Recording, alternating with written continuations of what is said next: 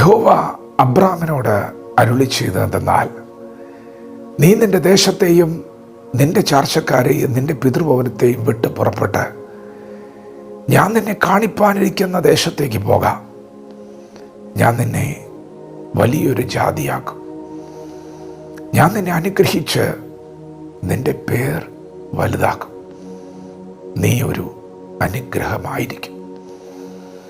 ദൈവത്തിൻ്റെ മാറ്റമില്ലാത്ത വചനം ശ്രദ്ധിക്കുന്ന പ്രിയപ്പെട്ടവരെ, ദൈവത്തെ മാനിക്കുന്നവനെ ദൈവം മാനിക്കും.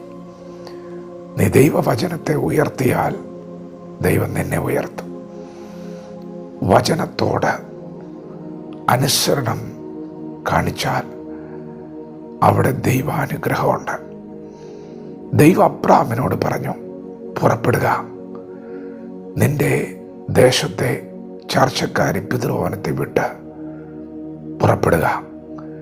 ദൈവശബ്ദത്തോട് അനുസരണം കാണിച്ച അബ്രഹാം കണ്ടത് ദൈവാനുഗ്രഹമാണ്. ദൈവം നിങ്ങളെ അനുഗ്രഹിക്കുവാൻ പോവുകയാണ്.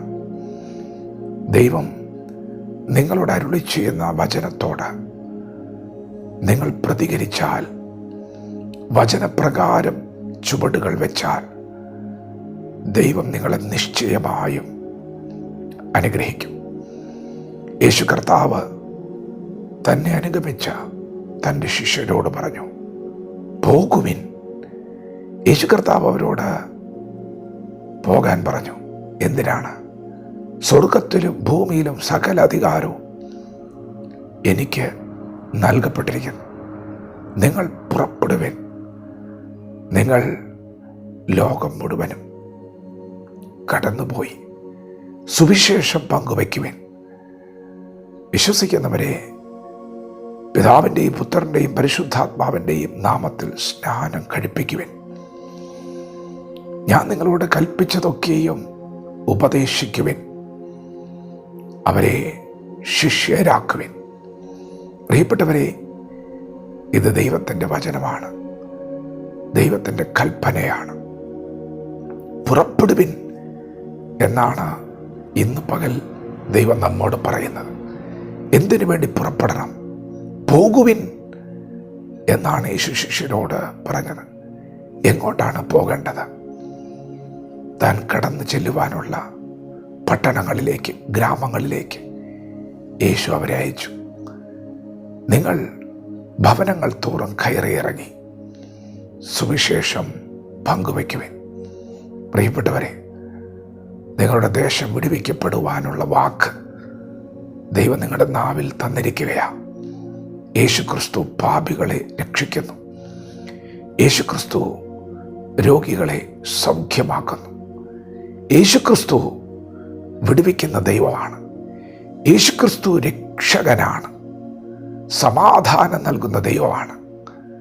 നിങ്ങളത് പറയാൻ മനസ്സ് വെച്ചാൽ, ചുവട് വെച്ചാൽ, നിശ്ചയമായും നിങ്ങളുടെ ദേശം അനുഗ്രഹിക്കപ്പെടും. ദേശം മാത്രമല്ല, ദൈവം അബ്രഹാമിനോട് പറഞ്ഞു, ഞാൻ നിന്നെ അനുഗ്രഹിച്ച് നിന്റെ പേര് വലുതാക്കും. നീ ഒരു അനുഗ്രഹമായിരിക്കും. ഇന്ന് പകൽ എത്ര പേർ ദൈവവചനത്തോട് പ്രതികരിക്കും? പ്രിയപ്പെട്ടവരെ, സുവിശേഷം വിശ്വസിക്കുന്ന ഏതു മനുഷ്യനെ രക്ഷിക്കുന്ന ദൈവശക്തിയാണ്. മരണത്തെ ജയിച്ച സന്ദേശം, പാപത്തെ ജയിച്ച സന്ദേശം, ശാപത്തെ ജയിച്ച സന്ദേശം. പ്രിയപ്പെട്ടവരെ, അത് സർവ്വലോകത്തിനുമുള്ളതാണ്. നിങ്ങൾ പറയുവിൻ, നിങ്ങൾ പുറപ്പെടുവിൻ. ദൈവം നിങ്ങളെ ഭരമേൽപ്പിച്ചിരിക്കുന്നത് ചെയ്യുവാൻ, ദൈവം നിങ്ങളോട് കൽപ്പിച്ചത് ചെയ്യുവാൻ ഇന്ന് പകൽ മനസ്സ് വെച്ചാൽ, ചുവട് വെച്ചാൽ, നിങ്ങൾ അനുഗ്രഹിക്കപ്പെടാൻ പോവുകയാണ്. നീ ഒരു അനുഗ്രഹമായിരിക്കും. ഞാൻ നിന്നെ വലിയൊരു ജാതിയാക്കും. ഞാൻ നിന്നെ അനുഗ്രഹിച്ച് നിന്റെ പേര് വലുതാക്കും. വിശ്വാസത്തോടെ ദൈവവചനത്തോട് പ്രതികരിച്ചുകൊണ്ട് സുവിശേഷത്തിൻ്റെ പങ്കാളികളാകാം.